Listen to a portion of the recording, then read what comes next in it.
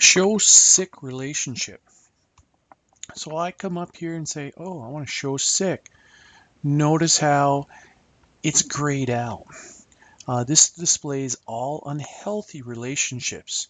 So this command is not available if everything's cool.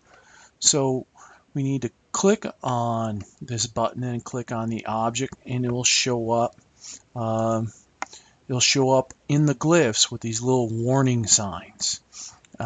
So it'll display all the unhealthy relationships with these little warning sign glyphs if there's a problem. So remember that when we go, we can get show, we can get hide all, but show sick is only going to show up if we have something that's unhealthy relationship. So and if we do have it, then we can double click on that error symbol, and the Design Doctor dialog box will be displayed, and it will help us through fixing that relationship.